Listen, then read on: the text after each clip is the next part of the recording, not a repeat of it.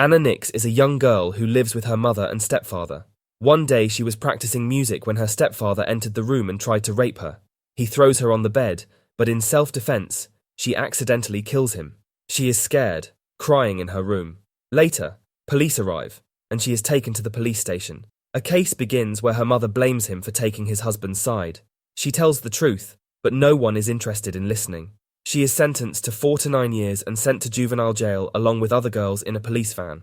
They entered prison with a scared face, and security officers yelled at them to complete their checking process quickly. Their bodies are checked, and then new clothes are given to them. Later, they are lined up to meet Frank, the warden of the prison, who is very strict. After they are sent to their rooms, Anna meets her roommate Jeannie, who doesn't talk much and has been in prison for 5 years, 7 days, and 22 days. She is scared when security guards arrive, asking for lights out. She falls asleep, and when she wakes up, she finds Jeannie looking at her with a strange face. In the morning, they are sent to the ground. She saw other girls looking at her with scary faces. She meets Cody, who has a girl gang. She scared Anna into joining their gang to stay protected from Frank and other security guards who would try to hurt her. However, Anna is not willing to join them, as she knows prison politics. Cody puts a knife on her waist, but then leaves her. In the mess, while eating food, Cody and his gang again arrive, asking her to join them for protection. She shows her the girls looking at her for some reason, and she needs them for protection. However, when Anna declines her offer, she pushes her, making her fall, and food falls to the ground. Later, she was sweeping the floor when Cody and the gang arrived, and forcefully took her to the room, where they beat her for disrespecting Cody. She is thrown on the floor, and Cody warns her not to open her mouth, otherwise, she will fall into real trouble. Before leaving, Cody kisses her. She is then taken to the medical center of the prison, where she meets a doctor named Jane who is nice to her. She tells the officer that she has not seen anyone's face because it was dark, and she is scared of getting beaten by them again. The doctor put ointment on her injuries, which she got on her stomach and belly.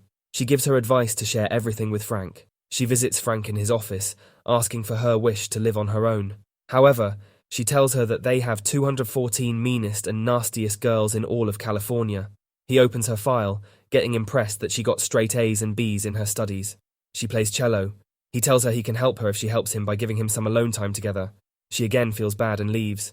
She complains about Frank telling her that everyone in the prison is perverted. Jeannie consoles her after telling her she had also faced all this, and only a year is left until his release. The two begin falling in love on Anna's bed. The next day, Anna went to the ground with Jeannie when another black girl stopped her on her way, telling her that she hated her. She hits her head with a football when Anna tries to leave. Anna decides to join Cody's gang, but when she tries to talk to Cody, her gang girl stops her before reaching out to Cody. The two indulge in the fight and begin beating each other. The security arrived, taking them away. Cody decides to talk with her. Cody knows the details of how she murdered her stepfather, who was molesting her. She is ready to take her into the gang, but she has to prove herself. After lunch, she is taken to the room, where she is given alcohol as a welcome. She is surprised to see their access to drinks and smoking. Cody gives her the task of beating that black girl, who is the leader of another girl's gang, so she will record it. Anna does the same as told and beats that girl when they are watching TV. She is then put into the ice room for 24 hours, and then taken to Frank, who asks her to give him pleasure, and he will remove her punishment. She is forced to do so, but then vomits in the washroom. Later, she meets Cody, and the girls get their gang tattoos on her bicep. Cody then sends the girls away and consoles her by giving her alcohol. She wants her to take drugs, which she does not want but reluctantly takes as she insists. She then starts giggling, revealing how she was a happy girl playing with the cello, which her grandmother taught her. Cody believes she has the best smile and then begins making out with her, telling her she is not into girls, but Anna is beautiful. Other members of his gang did not like their closeness, but Cody kept them quiet. Later, her mother arrives in prison to meet her. She asks her why she killed her father, who took care of them, but she took his life. She begins crying, seeing her mother's mentality. She reveals that he has been raped since her childhood, but her mother does not believe her and leaves. Cody tells her she has done right. But suddenly the other girl's gang arrives and fights between the two gangs. Anna starts beating, and later she is taken for punishment by Frank, who again abuses her sexually to eliminate her punishment. In this way, he starts exploiting her sexually whenever she does something in prison. He also begins giving her drugs, so she should not be in her senses. She calls it rape, but he corrects her, telling her that he can send her to a more dangerous place. She cries, and later she goes to Cody for drugs. She begins suppressing her rage with drugs. Cody tells her to buy her drugs. Anna cries, wanting to be left alone and then take her away. She later asks some other girls for drugs, and she gets an injection. Cody tells her she is messing with her life. Anna, who was high, spits on her face, saying she does not need anyone. Cody removes her from their gang. Later, the other gang leader arrives in the bathroom and beats up Anna when she is taking a shower. She bears the pain, but continues using drugs. She begins thinking about suicide while taking drugs. She starts losing consciousness and imagines her late stepfather laughing at him and stating she will end up in jail. She starts scratching her body and writes words dead in his veins. She makes it a habit of taking drugs daily. She falls ill and begins vomiting when Jeannie suggests her drug counselor, who helped her when she was taking drugs long ago, but she argues with Jeannie and leaves. She went to the other gang and created chaos again by initiating the fight. The two gangs again come face to face and injure each other. The security interferes, and Anna is taken to a frozen room, where Frank takes her out in return for his physical demands. Jeannie tries to help her quit drugs, but it makes her seriously ill. She goes to the girls for drugs, but Jeannie takes her back. She takes care of her and comforts her. Cody tries to stop her, but she does not listen. Later she goes for drugs, but Cody stops in the middle, telling her how much he cares for her. Suddenly she takes the knife from Cody's hand and puts it on her neck. She wants to commit suicide, but security officers arrive, asking everyone to lie down. Frank also arrives, and they control her, but put her in that room naked for punishment, where she cries with pain and cold. Days start passing by, and her mental and physical health deteriorates. She eats food, and once she breaks the tray, she cuts her veins. It starts bleeding, and she loses consciousness. The security finds out, and she's taken to the suicidal ward, where she meets Dr. Han, who asks questions about why she attempted suicide. She explains that she does not want to end her life, but only wants to get out of the room. She is taken to the other room, where she is admitted. She sees a doctor treating the drug girls who do strange acts and hurt themselves.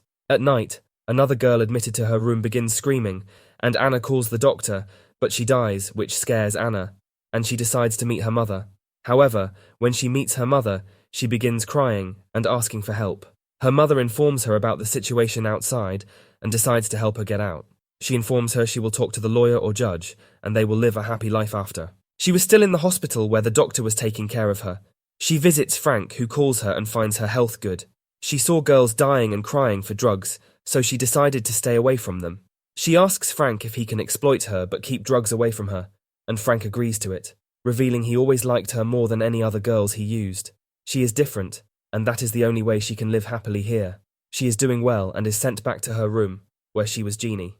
She tries to remove Cody's tattoo from her bicep but ends up hurting herself. Jeannie stops her and consoles her. The two begin making out with Anna.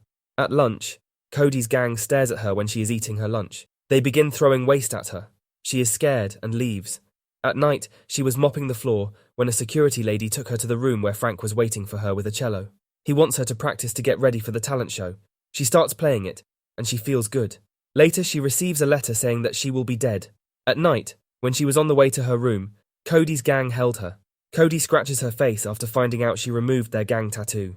She hurt both hands, so she cannot participate in the talent show. She then orders her gang members to beat her up. She screams with pain. She gets injured badly and is taken to the hospital where Frank arrives, asking who did this to her, and she names Cody. Frank promises her that Cody will be punished. She then sees her face in the mirror.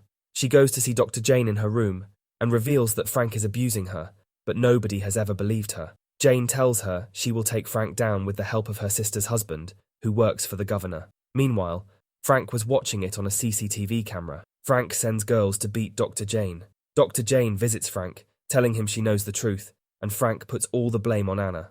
Dr. Jane leaves in anger, and Frank sends a girl behind her who kills Jane in the locker room by stabbing her in the back. Anna sees her dead body and begins vomiting when the security lady takes her away. She is sent to Frank's room, where he puts the blame on Cody for killing Jane. He brainwashes her against Cody. He wishes her good luck in the talent show. The next day, at a talent show, girls perform, and then Anna is invited to play the cello. Everyone first makes fun of her, but gets surprised to see how beautiful she is playing cello.